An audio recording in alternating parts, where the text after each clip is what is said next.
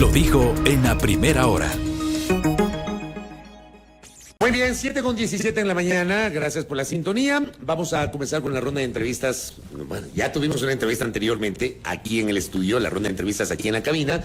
Y está con nosotros Rosa Belén Mayorga. Ella se desempeñó como legisladora en el último periodo de la legislatura que fue disuelta el pasado 17 de mayo y encabeza la lista de candidatos a asambleístas de la provincia de Tungurahua, de mi provincia, por Revolución Ciudadana. ¿Cómo le va, Rosa Belén? Qué gusto, bienvenida.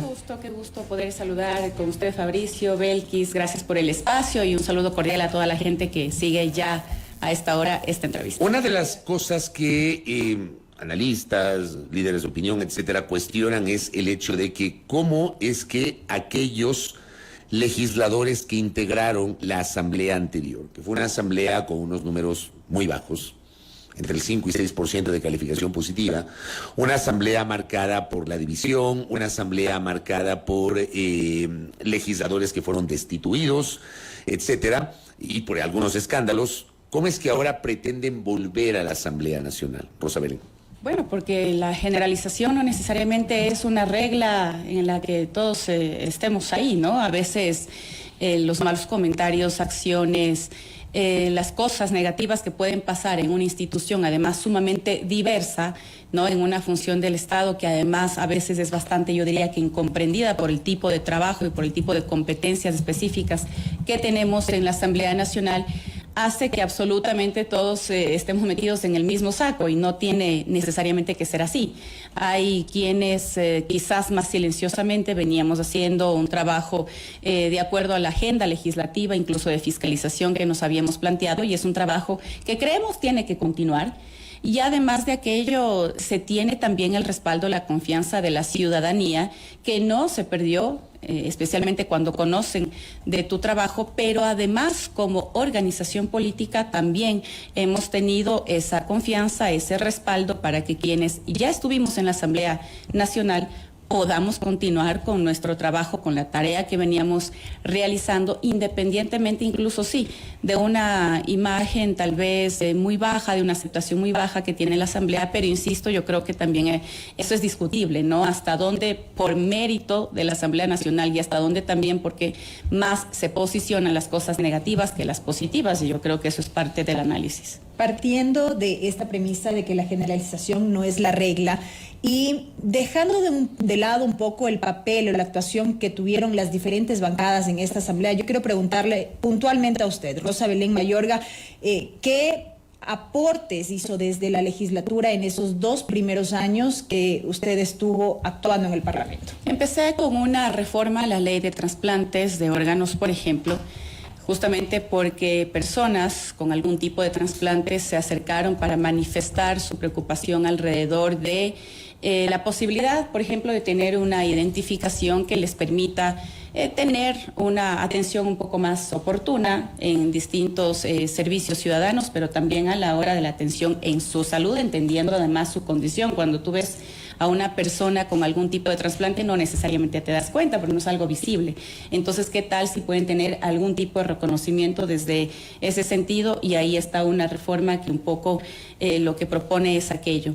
Pero también en el sentido del cuidado del ambiente propuse un proyecto de reforma al Código Orgánico del Ambiente para que el Ecuador, además como firmante de tratados como el Tratado de Tokio, pueda ser parte del mercado de bonos de carbono como una forma de compensación de cuidado ambiental y también como una alternativa que signifique ingresos para el país.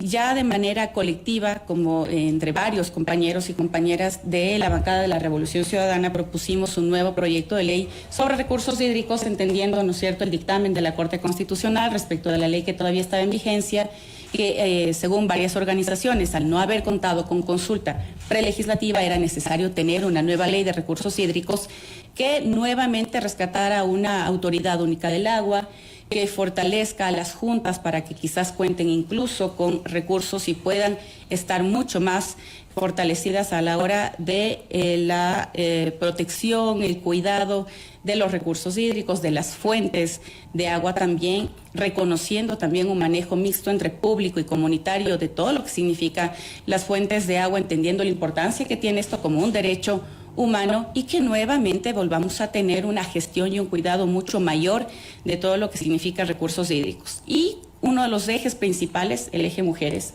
Fui parte del Grupo Parlamentario por los Derechos de las Mujeres, algunas compañeras de la bancada estuvimos siendo parte de aquello, le propusimos a la Asamblea Nacional, le proponemos a este país que no dejemos de lado la lucha contra la violencia política hacia las mujeres, entendiendo que hay varias formas de violencia, unas más agresivas que otras, pero esta también tiene que ser una lucha conjunta porque el espacio político no puede seguir siendo un espacio no seguro para las mujeres, y ahí tenemos también una propuesta para poder tener más claridad a la hora de poder sancionar cosas que tienen que ver con violencia política de género. A la bancada de Revolución Ciudadana durante el periodo anterior permanentemente el presidente Lasso le señaló como parte de una conspiración reiterada para sacarlo del poder.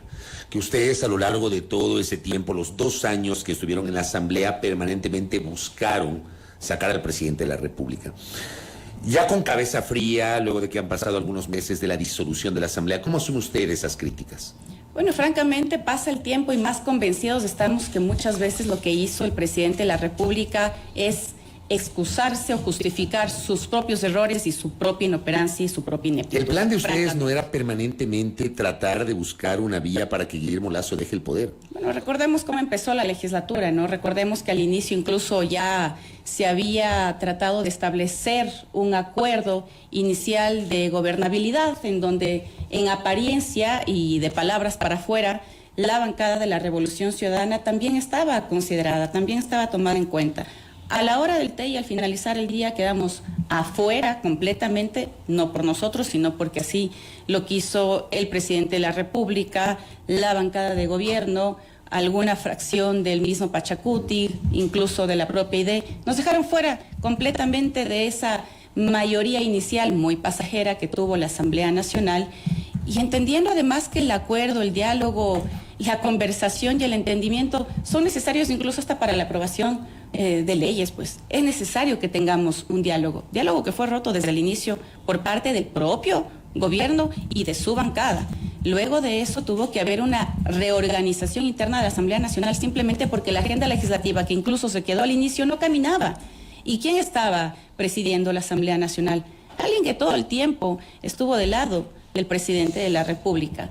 Y ni por eso tuvimos un trabajo mucho más acorde a la agenda y las prioridades que teníamos como asamblea. Yo identifico al menos 3 espacios o 3 momentos en los cuales abiertamente RC pretendió de alguna manera impulsar acciones que signifiquen que el presidente deje el poder. La una en septiembre, octubre, me parece, del 2021 con el tema Pandora Papers. La otra en junio del 2022, cuando intentaron sin éxito destituir al presidente, faltaron 12 votos para aquello. Y la tercera por la vía del juicio político.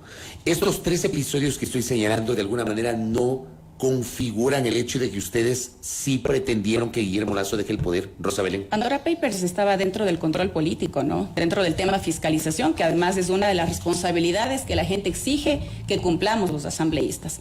Luego tuvimos una situación crítica en el país y nosotros no actuamos sin también estar en contacto con la gente, y hay mucha gente que estaba pidiendo que ya se aplique este mecanismo porque vivíamos una crisis y un grado de violencia innegable en el Ecuador, que iba escalando. y que además que iba escalando y que no sabíamos hasta dónde podía parar, y que además escaló gracias también, insisto, a los errores del presidente de la República por no haberse puesto a dialogar de antemano, de manera inmediata, sin dejar que el conflicto social tome mayor fuerza. Ya cuando las cosas se pusieron muchísimo más prendidas, recién quiso establecer diálogos con los distintos sectores, especialmente con aquellos que ya habían tomado alguna posición de reclamo y alguna postura de reclamo en este país. Y luego finalmente regresamos también al tema del control político, ¿no? Las cosas que se comenzaron a evidenciar, y no necesariamente porque empezaron en la propia Asamblea Nacional, sino porque el propio periodismo se encargó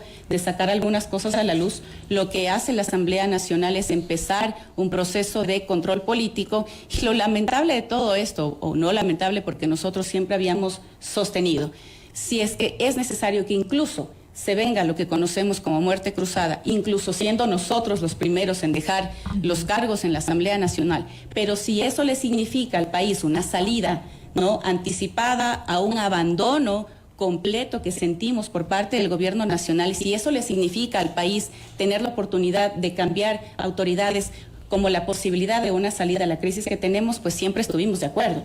Y esa ha sido nuestra postura hasta este momento que decimos, sí, se adelantó el tema de la muerte cruzada antes de la votación para el juicio político, a pesar de que el presidente en algún momento había dicho que no va a hacer eso porque no quiere quedar como un presidente que le huyó al control político, pero bueno, eso ya casi que es una raya más al tigre también. En todo caso, el presidente se mantuvo en esa posición de que la Asamblea boicoteaba el trabajo del gobierno, decretó la muerte cruzada, no solamente ustedes como bancada, sino también otras bancadas, ex legisladores han rechazado esa posición o esa postura del presidente Lasso, y ahora nos encontramos en este momento con una asamblea disuelta a puertas de un proceso electoral. ¿Qué balance le deja a usted estos meses para el país sin asamblea tras esta disolución? Por eso decía hace un momento, más bien pasa el tiempo y estoy absolutamente convencida que fueron más bien excusas ante la falta de trabajo del gobierno nacional, de un trabajo enfocado en la gente. Porque ahora mismo vemos que no hay Asamblea Nacional, pero sin embargo los temas, por ejemplo, en seguridad, no mejoran. Seguimos teniendo un nivel de criminalidad altísimo, seguimos teniendo la ausencia por completo de obra pública, no tenemos atención a las vías, por ejemplo, del país. Las quejas de la gente respecto de sacar una cédula, un pasaporte, no han parado, es decir, seguimos teniendo problemas también en ese sentido. Las quejas y las preocupaciones de las personas a la hora de acudir a los centros de salud, a los hospitales de la Red Pública de Salud, Seguro Social, Ministerio de Salud Pública, tampoco han parado. Eso quiere decir que entonces el problema nunca fue la Asamblea Nacional. Porque además hay otra cosa. Nosotros legislamos y nosotros lo que hacíamos era revisar las propuestas de ley que venían del Ejecutivo, pero nunca el gobierno nacional tuvo que pedir ni permiso ni autorización a la Asamblea para poder invertir en la gente, para poder atender los hospitales, para poder atender las vías, la infraestructura educativa, para poder tener un cumplimiento tácito de los presupuestos de salud y educación que además permitan que de verdad hayan más cupos para los estudiantes a quienes les dijo libre ingreso a la universidad y volvemos a las largas filas, tramitadores y ventas de cupos. Por lo tanto, el problema no fue la Asamblea Nacional. Ustedes, le pregunto, son autocríticos en cuanto a los errores que se pudieron haber cometido, y le hago esta pregunta que la ato a una reflexión que me envió un oyente. Y le voy a leer tal cual lo que dice el oyente. ¿Por qué votar por los candidatos de Revolución Ciudadana que se abstuvieron tributariamente y permitieron que entre en vigencia la reforma tributaria del actual gobierno en noviembre del año 2021? Dice, ¿por qué votar por la Revolución Ciudadana si en el periodo legislativo anterior y disuelto se presentó un juicio político contra el ex procurador del Estado, Íñigo Salvador, y violando el procedimiento retiraron ese juicio político? ¿Por qué votar por los candidatos de RC si en la presidencia de la Comisión de la Niñez, me parece que era Pierina Correa la presidenta de esa comisión, no sacaron para debate y aprobación el Código de la Niñez?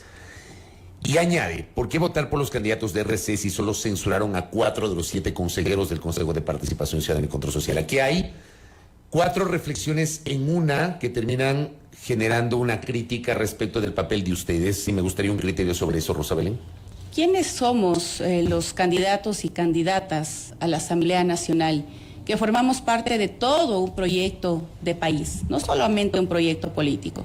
¿Quiénes somos los únicos que pertenecemos a ese movimiento capaz de restablecerse inmediatamente a nivel nacional para poder rescatar un país que ya tuvimos? Un país que tuvo salud, un país que tuvo educación, un país que le dio al turismo muchísimo impulso, un país que priorizó la industria nacional, el Ecuador ama la vida, un país que realmente priorizó a los ciudadanos, que por ejemplo ha venido reconociendo también la valía que tenemos las mujeres. Yo siempre he dicho, no hay ni político, ni proyecto, ni tendencia en este país que nos haya dicho este espacio es suyo, nos lo hemos ganado, pero sí es necesario mencionar también que de todas las tendencias políticas y los movimientos políticos que tiene el Ecuador, el que ha podido reconocer o ha sido capaz de reconocer la valía que tenemos las mujeres para encabezar listas, no de relleno, ahora mismo como binomio presidencial encabezado por una mujer como Luisa González, es el movimiento de la Revolución Ciudadana, con los errores y desaciertos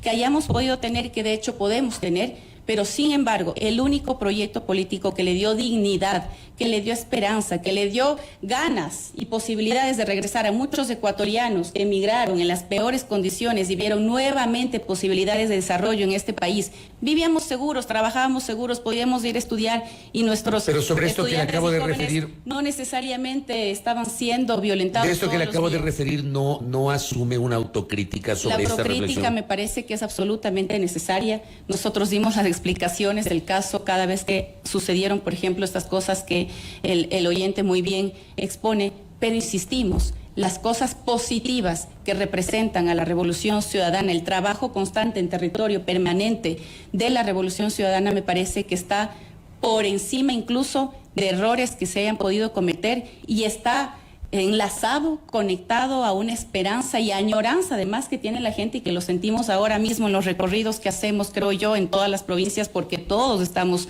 haciendo ese trabajo en territorio. La añoranza de la gente es que vuelva así un gobierno como el que ya tuvo con la Revolución Ciudadana, porque son capaces ahora mismo de medir y comparar cómo estuvimos durante esos 10 años y cómo estamos ahora, a la deriva, sin liderazgo alguno.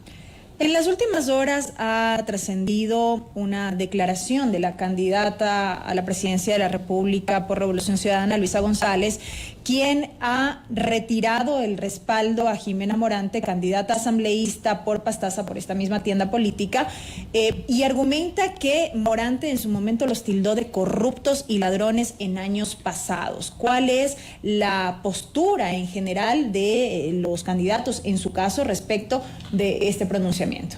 Bueno, empecemos por la postura que incluso ha tomado ya el buró político de nuestra organización, respaldando además las declaraciones que ha tenido nuestra compañera Luisa González, quien además ha venido demostrando que para ser parte de un movimiento político como este, de la construcción del país desde lo que nosotros defendemos como principios, ¿no es cierto?, como trabajo junto a la gente, evidentemente tenemos que ser muy cuidadosos también de aquellos cuadros que en algún momento estuvieron completamente en contra y que pues ahora, tal vez en mejores tiempos y mejores momentos para la Revolución Ciudadana, están ahí, han podido filtrarse como candidatos. Pero ahí, ¿cómo son los controles internos como organización política? O sea, ¿no hacen un barrido de estos perfiles? Porque no es el primer caso que se conoce en este sentido. También ha habido casos en las elecciones seccionales, también hubo casos de candidatos que eran opositores antes y aparecieron bajo el paraguas de RC. Tal vez el más emblemático es el alcalde de Esmeraldas, que él aparece en un video ofreciéndole disculpas al expresidente Correa por su postura anterior. Creo que hay que citar eso. Y ese ejemplo se me estaba viniendo a la mente. Las estructuras provinciales, territoriales, justamente son para eso, ¿no? Yo creo que ya internamente, me imagino yo, habrá el llamado de hacer un trabajo mucho más riguroso a la hora de considerar estas candidaturas, porque no puede ser que porque ahora son momentos mucho más esperanzadores y positivos para la Revolución Ciudadana, entonces ahora sí me olvido de todo lo que acusé, dije, comenté en contra, no solamente del líder del movimiento político como Rafael Correa, sino a nivel de toda la organización, y ahí todos estamos involucrados. No puede ser que de un momento a otro las cosas cambien tanto. Hay que trabajar mucho, seguir trabajando mucho en convicción, en trabajo político, en de verdad estás aquí porque tienes, ¿no es cierto?, esta cercanía ideológica con lo que el movimiento político defiende o no, y si no, no tienes por qué estar acá. Y no tienes por qué ni acusarnos ni defendernos, simplemente busca el movimiento político donde ideológicamente te encuentres mucho más ubicado o ubicada. Pero dejemos de hacer una política de acuerdo a si me conviene o no me conviene insultar o alabar de acuerdo a la coyuntura, ¿no? Me parece que eso es un llamado no solamente para la Revolución Ciudadana, sino para todos los movimientos que estamos haciendo política en este país, que tengamos una política más transparente, no cínica, ya lo he venido diciendo en algunos momentos, mucho más de convicción y de coherencia, porque eso nos exige a nosotros como candidatos, pero también a todos los que son simpatizantes, a de verdad ver por qué estamos en un movimiento político, en nuestro caso, la Revolución Ciudadana. Una cosa adicional, Rosa Belén Mayorga, y le hago esta pregunta porque usted es candidata a la Asamblea Nacional y es parte de la lista de asambleístas. El movimiento tiene una postura sobre esta suerte de controversia a partir de la detención del hijo de Gustavo Petro y estos chats donde aparece el nombre de una candidata alterna en la lista nacional, me parece, de Revolución Ciudadana, que supuestamente tendría relación con el hijo de Gustavo Petro en ilícitos. ¿Tienen ustedes una posición sobre esto? ¿Lo han analizado a la interna? No es algo que hayamos estado analizando. Cuando recién comienzan a salir las noticias, que fue el fin de semana pasado, veo que hay una vinculación y que quieren como noticias de ciertos medios, además, que comienzan a mencionar que también hay un relacionamiento de alguien que forma parte de las candidaturas de nuestro movimiento con el tema que está sucediendo en Colombia. La verdad es que ni siquiera lo comprendía muy bien a qué se estaba refiriendo. Realmente no puedo mencionar yo algo al respecto porque no es algo que hayamos estado debatiendo, analizando. Como candidatos no han analizado político, ni como buró. En este momento tenemos bastantes cosas que realizar en cada una de nuestras provincias. Hemos estado trabajando permanentemente en la campaña de nuestro binomio presidencial y yo me imagino que las personas indicadas se estarán encargando del tema, ¿no? No hemos tenido de manera general algo internamente respecto de esta situación. Rosa Belén, gracias por el tiempo, muy amable. A ustedes muchísimas gracias y siempre a las órdenes. Un excelente día. A Rosa Belén Mayorga, candidata de Revolución Ciudadana, asambleísta por la provincia de Tungurahua. Primera plana, todas las noticias, todas las voces.